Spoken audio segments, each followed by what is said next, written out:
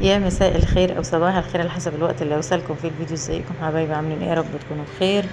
رجعنا مع بعض بوصفة جديدة وفيديو جديد، والنهاردة هنعمل مع بعض وصفة من الوصفات المحببة الى قلبي قوي قوي، وهي المعجنات بالعجوة او اي حاجة فيها معجنات. انا بجد بحبها قوي.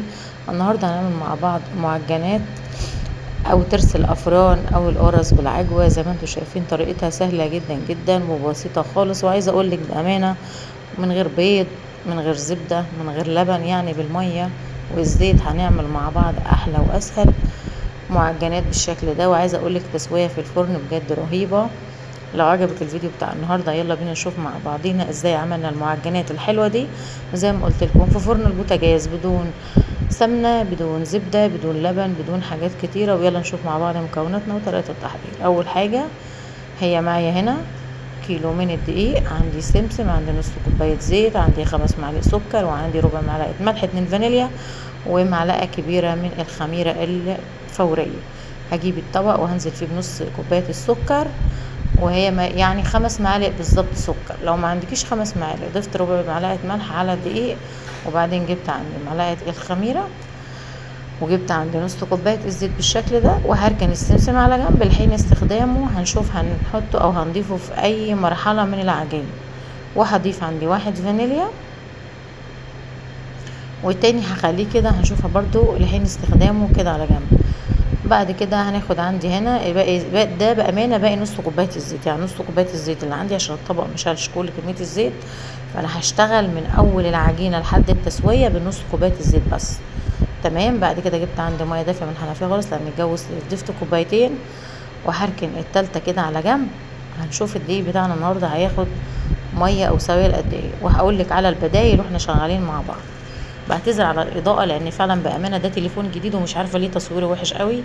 فالتليفون القديم كانت الاضاءه بتاعته والتصوير بتاعه للامانه كان احلى. خلاص بعد كده دوبت عندي كل حاجه في الطبق زي ما انتم شايفين. الخطوه دي مهمه جدا جدا عشان انا عايزه الخميره والزيت والسكر كلهم يدوبوا في قلب بعض. الخطوه دي مهمه عشان لو حطينا السكر هيخرز مننا وهيبقى مش حلو. وعايزين كمان نشوف الخميره بتاعتنا هتتفاعل مع العجين ولا لا. نزلت بكل الخليط بتاعنا بالشكل ده كده، وهبدا ان انا اعجن. لغايه الوقت ما نزلتش غير بكوبايتين ميه. خلاص الجو صيف يا جماعه، هنحط ميه بارده من الحنفيه، مش هنحط ميه سخنه خالص، وهنبدا نقلب بالشكل ده. طب لو انت عايزه تضيفي شويه لبن مفيش اي مشكله خالص، ضيفي عادي. طب لو عايزه تضيفي شويه لبن بودره برضو مفيش اي مشكله، عشان احنا في الصيام. وكمان احنا بنقول معجنات سهله واقتصاديه، فبالميه ربنا يدوم علينا يا رب الميه على طول. وهبدا ان انا انزل بيهم على الرخامه كده شويه شويه. طب لو انت مش قادره تعجني، بصي شايفين الخطوه اللي انا عملتها دي كده؟ لميت الدقيق، هسيبه على الرخامه شويه يريح، واروح وارجع اعجن في العجينه. هي بتحل وحديها، وبصي تلاقيها اتعجنت معاكي اسهل. بعد كده الكوبايه الميه التالتة اللي كانت قدامي انا باخد منها بالشويه بالشويه، مش بنزل بيها مره واحده. الحته دي كده بتساعد ان القرصه معاكي تفضل طريه، ما تبقاش مبروله بعد التسويه، ما تبقاش مفروله او مبسوله يعني، عشان كل كده. طيب نوع الدقيق اللي احنا مستعملينه ايه؟ نوع الدقيق اللي انا مستعملاه دقيق سايب من عند العطار خالص. طب في ناس بتبقى في البلد بتقولي طب ينفع الغله او الغله المطحونه؟ بتبقى الغله او العلامه الاولى. خلاص بعد كده انا عجنت العجينه بتاعتي بالشكل ده زي ما انتم شايفين. اخدت عندي يعلم ربنا 3 كوبايات الا ربع من الميه، وبقت معايا طريه زي ما انتم شايفين بالشكل ده. بحطها في الطبق، بدهن بس مسحه بسيطه من الزيت. زي ما قلت لكم نص كوبايه الزيت انا هشتغل بيها كل حاجه. خلاص حطيتها في الطبق بالشكل ده، وهبدا ان انا اغطيها، وهنشوف الخطوه اللي بعديها ان شاء الله هتكون ايه. يلا بينا نشوف الخطوه التانية. بص بقى يا حبايبي، انا هنا ده عندي نص كيلو من العجوه. خلاص ده نص كيلو من العجوه. والعجوه اللي في العلبه دي انا عاملاها بالبلح، وان شاء الله بمشيئه ربنا هنزل لكم الفيديو بتاعها. يا اما هينزل قبل الفيديو ده، يا اما هينزل بعد الفيديو ده، على حسب بقى ترتيب ربنا كان هيبقى ايه. اللي عايزه ربنا بقى هيكون. خلاص بعد كده جبت عندي هنا كيس الفانيليا، فضيته عليها زي ما قلت لكم، وشويه السمسم، ضفت حوالي معلقتين من السمسم، ودي معلقه سمنه من العلبه، السمنه اللي هي النباتي. حابه تضيفيها مفيش مشكله، مش حابه بس هي بتساعد العجوه على انها تفضل طريه، عشان لما تخش الفرن معاكي العجوه ما تنشفش. يا اما تحطي زيت، مش عايزه تحطي خالص براحتك، بس انا الخطوه دي اختياري. بعد كده جبت انا عندي العجوه اللي كانت عندي في العلبه دي، لان كيلو الدقيق عندي محتاج اكتر من 600 جرام من العجوه. العجوه دي انا عاملاها زي ما قلت لكم في البيت، وان شاء الله الفيديو بتاعها على حسب تسهيل ربنا ينزل قبل ينزل بعد، بس غالبا هينزل بعد الفيديو ده يعني. خلاص، فهاخد منها كده شويه. انا عايزه اكمل حوالي 600 او 700 جرام من العجوه، يعني هقول خدت لي بتاع 150 جرام عجوه على النص، يعني حوالي 650 جرام. انا بحب العجوه كتيره في المعجنات. انتوا بقى كل واحد ليه حريه الاختيار. هروح ادخلها كده الميكروويف شويه، وبعدين نرجع مع بعضينا هنشوف هنعمل ايه.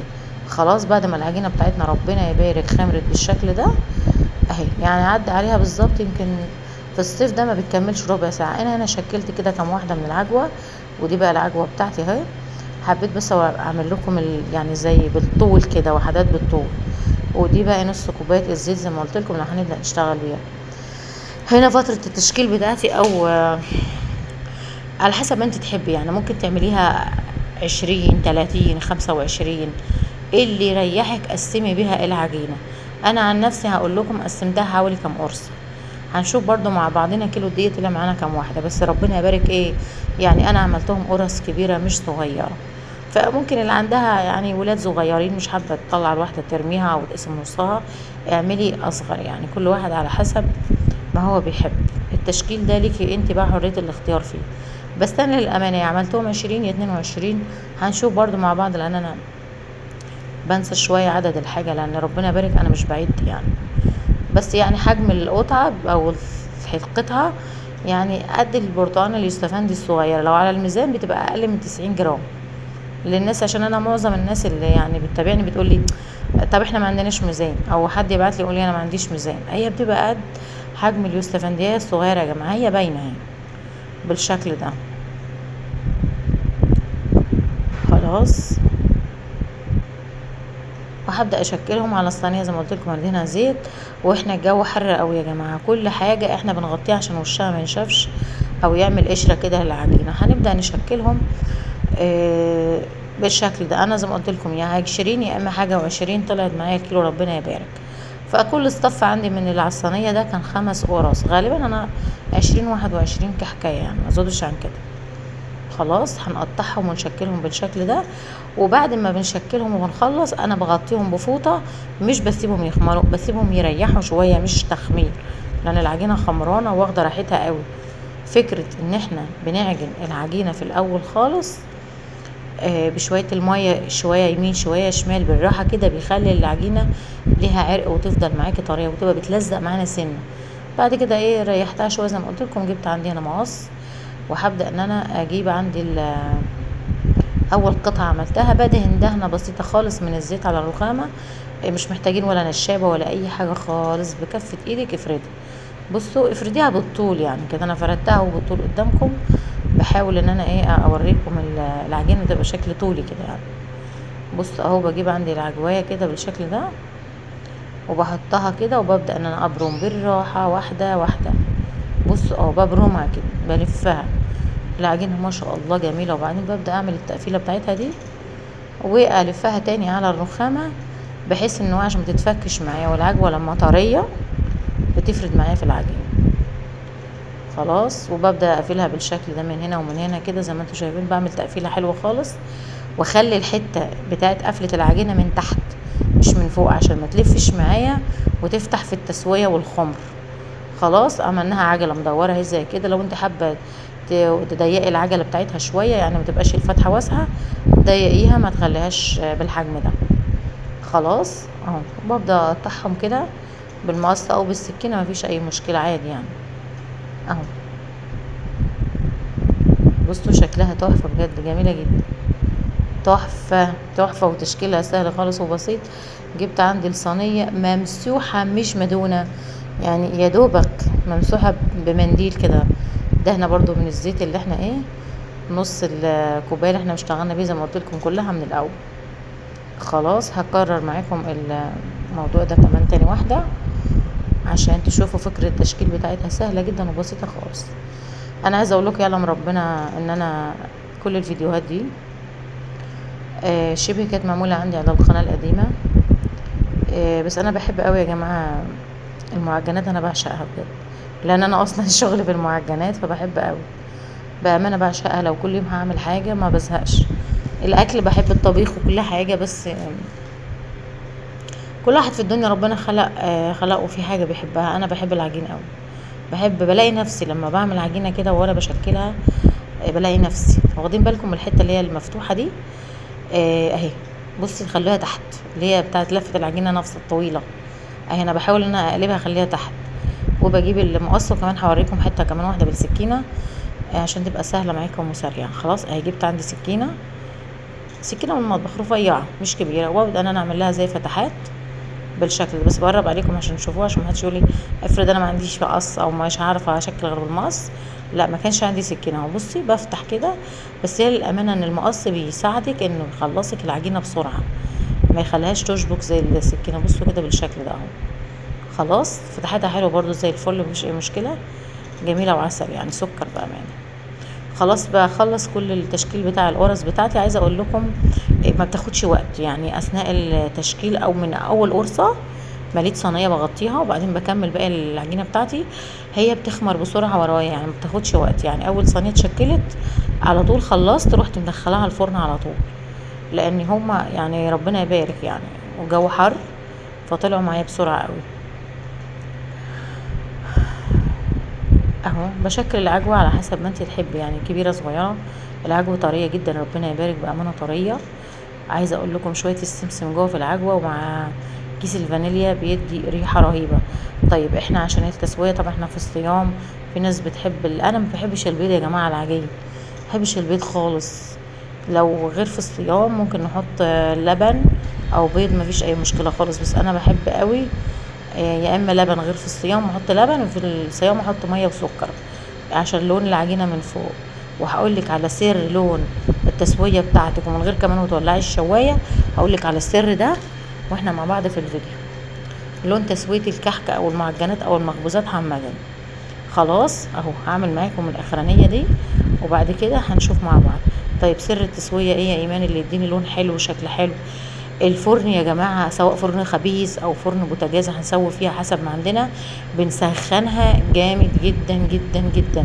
طيب لو عندك تايمر او عندك اللي هو يعني درجه الحراره بتاع البوتاجاز زي اللي عندي انا، بولع على 200 او 220 بالظبط، بسيب الفرن تسخن 10 دقايق. طب لو ما عندكيش انت التايمر بتاع البوتاجاز، بتسخني الفرن عندك على اعلى حاجه بتاع البوتاجاز، وبيبقى الرف الوسطاني. بصوا ربنا يبارك، هم طلعوا 20 واحده يعني. لو عندك هنا كل صينيه في 20، والصغيره دي. خلاص جبت هنا عندي ميه، حطيت فيها شويه سكر، واحط فيها كيس الفانيليا اللي بيديني ريحه فظيعه للمعجنات، وهبدا ادهن وش الخبيز بتاعي او وش العجين بتاعي زي ما قلت لكم بدل اللبن. خلاص لو انت حابه تحطي لبن او بيض مفيش اي مشكله، كل واحد يحط الحاجه اللي ترجع له او الموجوده عنده في البيت. خلاص انا جبت عندي هنا اول صينيه، وفي الوقت ده انا كنت مولعه الفرن قبل ما ابدا احط الميه على وش العجين او السمسم يعني. اسخن الفرن درجه حراره 220 رف اوسط يعني. العجين يا جماعه من الحاجات اللي بيحب النار السخنه، وهو ده اللي بيطلع العجينه معايا وشها احمر لما بنسخن الفرن حلو جدا جدا، وندخل فيها المعجنات على نار سخنه. لو فرن خبيز بنسخنها وبنوطيها خالص، وتبقى درجه التسويه على الهادي كده، وتقلبي بقى كل 3 دقايق، سواء فرن خبيز او سواء فرن بوتاجاز عادي. كل 3 دقايق بندور الفرن. انا هروح اسوي وبعدين اوريكم. ربنا يبارك على التسويه، ربنا يبارك ربنا يبارك ربنا يبارك. بصوا لون المعجنات والخبيز عامله ازاي. انا عشان تبقى معايا حلوه بغطيها بفوط عشان ترد معايا من حراره الفرن واعرف اخلعها. لو قمت على حيلي اقلع من الصواني بسرعه هتبقى ناشفه وهيتكسر معايا ويطلع مش حلو. عشان كده انا جبت غطيتهم شويه، بجيب عندي حاجه عريضه وشيله واحده على طول. بصوا شيله واحده، مش بروح وارجع، لا شيله واحده بروح شايله القرصه. طري يعلم ربنا قد ايه المعجنات طريه، ولون التسويه بتاعتها رهيب. بصوا ربنا يبارك بجد، في حلاوه كده، في جمال بالشكل ده. خزنيها بقى للمدارس، افطري بيها الصبح، اتعشي بيها بالليل. بصي كل اللي انت عايزاه اعملي فيها، ربنا يبارك. عايزه اقول لكم بامانه الله وانا بسويها يعني، كل اللي يجي ياخد منها واحده. ربنا يبارك ربنا يبارك ربنا يبارك، جميله قوي. بصوا تحفه ازاي، وطريه جدا. الفوطه لما بتطلعي المعجنات وتغطيها بفوطه على طول ده بيخليها تخلع معاكي بسرعة، وكمان بتحتفظ بطراوتها، بتبقى ناشفة شوية اول ما بتطلع من الفرن، بس بعدين بتبقى طرية جدا المعجنات. اخلص كل الكمية بتاعتي وبعدين نرجع مع بعض تاني نشوف باقي المعجنات بتاعتنا، وربنا يبارك. برضو بنغطي، انا ما بسيبش مش متغطي، بغطي على طول. بصوا وادي الاربعة دول كمان، دول كانوا عايزين شوية وش تحميرة اكتر يعني، بس انا يعني حصل عندي ظروف كده، في حد جالي فاللي هو يلا يلا بسرعة، انا عايزة اخلص العجين عشان لو سبته هيتحرق مني. فقلت لا، هي ده حبيت اوريكم ان انا اخلع واحدة مش هتتخلع معايا، عشان ايه؟ لسه سخنة، فسبتها لما تبرد وبعد كده ايه اخلعهم براحتي. ربنا يبارك، بجد تحفة تحفة تحفة، كان فظيع طعم وريحة ولون. لو الفيديو بتاع النهاردة عجبكم اتمنى منكم كده ايه اعجاب على الفيديو، وكمان تعليق منكم حلو. اشوفكم على خير وصفة جديدة وفيديو جديد. باي باي.